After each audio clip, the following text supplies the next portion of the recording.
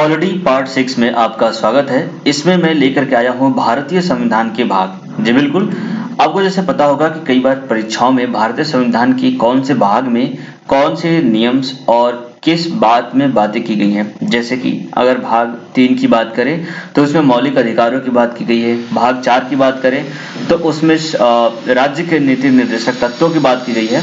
तो इस तरीके से भारतीय संविधान के कुल 25 भागों में कौन कौन से भाग में किस बात का उल्लेख किया गया है, इससे संबंधित प्रश्न पूछे जाते हैं। काफी इंपॉर्टेंट चैप्टर है ये, इसलिए आप इन प्रश्नों को जरूर करें।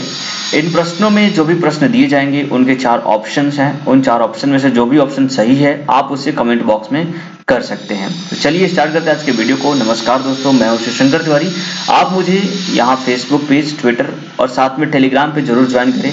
मेरी वीडियो की पीडीएफ और लिंक यहाँ आपको मिल जाती है, इसलिए आप इसको जरूर ज्वाइन करें। साथ में अगर वीडियो अच्छा लगता है तो प्लीज आप इसे शेयर कर दें, सब्सक्राइब कर दें चैनल को अगर आपने अभी तक नहीं किया है, और अपने फ्रेंड के साथ जरूर इन वीडियोस को शेयर किया करें, लाइक किया करें, ताकि हमारा मोटिवेशन बना रहे। चलिए देखते हैं आज के पहले क्वेश्चन को, जिसमें पूछा गया है भारतीय संविधान को कितने भागों में विभाजित किया गया। अभी मैंने आपको बताया, देखिए भारतीय संविधान के कुल 25 भाग है ना। 25 भागों में से देखो नंबरिंग करोगे तो सिर्फ 22 तक जाता है, ठीक है।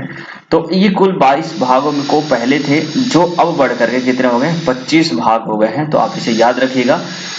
चलिए देखते हैं अगला प्रश्न है, संविधान के किस भाग में संविधान संशोधन की प्रक्रिया का उल्लेख किया गया है। बिल्कुल, संविधान संशोधन होना भी जरूरी है। कई बार नियमों को संशोधित किया जाता है, उन्हें बदला जाता है या फिर नए नियमों को लागू किया जाता है। तो ये जो प्रक्रिया है ये किस भाग में उल्लेखित है, इसके बारे में आपको बताना है। तो देखिए संविधान संशोधन की भाग की प्रक्रिया जो है वो भाग 20 में किया गया है, आप इसे याद रखिएगा। अगला प्रश्न है, संविधान के किस भाग में पंचायती राज व्यवस्था संबंधित प्रावधान दिए गए हैं ना। पंचायती राज व्यवस्था, देखो भारत में जो है पंचायती राज व्यवस्था अभी भी चलती है, और सबसे पहले इसे राजस्थान के नागौर जिले से इस चीज की शुरुआत की गई थी, पंचायतों की। और भारत में हर गांव में लगभग पंचायतें हैं। पंचायती व्यवस्था गांधी जी का सपना था ताकि गांवों का विकास हो सके, ठीक है। तो पंचायती राज व्यवस्था को भारत के संविधान के भाग 9 में शामिल किया गया है, आप इसे याद रखिए। आते हैं ऐसे प्रश्न बहुत बार एग्जाम में, और आप अगर अभी तक आपने पेपर्स दिए हैं तो डेफिनेटली आपको इन प्रश्नों के जो भी इम्पोर्टेंस है आप उसे समझ सकते होंगे, ठीक है। तो अगर इसके लगता है कि आप ये इम्पोर्टेंट हैं बिल्कुल, तो आप जरूर इन प्रश्नों को शेयर करें अपने दोस्तों के साथ, और उन्हें भी इसका मौका दें सीखने समझने का, ठीक है। चलिए, संविधान के किस भाग में अस्थायी संक्रमणकालीन और विशेष उपबंधों का प्रावधान है ना। अस्थायी संक्रमणकालीन और विशेष उपबंधों का जो प्रावधान है संविधान के भाग 21 में शामिल है। चलिए अगला देखते हैं। अगला प्रश्न है, संविधान के किस भाग में तीनों सोपानों में पंचायतें बनाने की परिकल्पना है। पंचायतें, देखिए हमारे भारत में जो पंचायतें हैं वो त्रिस्तरीय हैं, जिसमें नगर पंचायतों में जो नगर पालिकाएं हैं, नगर पंचायतें हैं, जिसमें से ग्राम सभा है ना, ग्राम परिषद और जो है जिला परिषद, ये 3 चीजें इसमें शामिल होती हैं। तो ये पंचायतों की सोपानों की बात की गई है, तो ये भाग 9 में ही उल्लेखित है, आप इसे याद रखिए। चलिए अगला प्रश्न देखते हैं, भारतीय संविधान के किस भाग में नगर पालिकाओं से संबंधित प्रावधान शामिल है ना। नगर पालिकाएं जो होती हैं, देखो नगर पंचायतें जो होती हैं वो गांव में होती हैं, लेकिन नगर पालिकाएं जो होती हैं वो शहरों में होती हैं। तो ये भारत के भाग 9A में शामिल है, ठीक है, 9A में।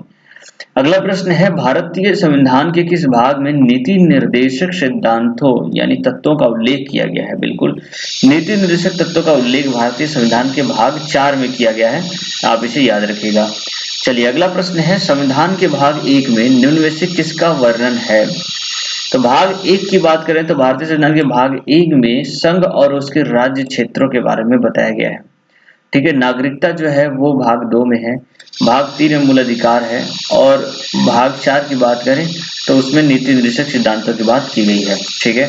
चलिए अगला प्रश्न देखते हैं, संविधान के किस भाग में मूल अधिकारों का उल्लेख है। बिल्कुल, अभी भी मैंने बताया कि मूल अधिकार जो है भारतीय संविधान के भाग 3 में शामिल है, ठीक है। अगला प्रश्न है, भारतीय नागरिकों के मूल कर्तव्यों का विवरण संविधान के किस भाग में दिया गया है ना। मूल कर्तव्यों की बात की गई तो मूल कर्तव्य भारतीय संविधान के 4 में दिया गया है। देखिए 4 में जो है वो मौलिक अधिकारों की बात की गई है, और 4 में मूल कर्तव्यों को जोड़ा गया है, ठीक है।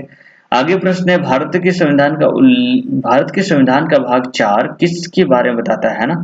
भाग 4 किसके बारे में बताता है? तो अभी मैंने बताया आपको कि राज्य के नेतृत्व सिद्धांत जो है वो भाग 4 में शामिल है।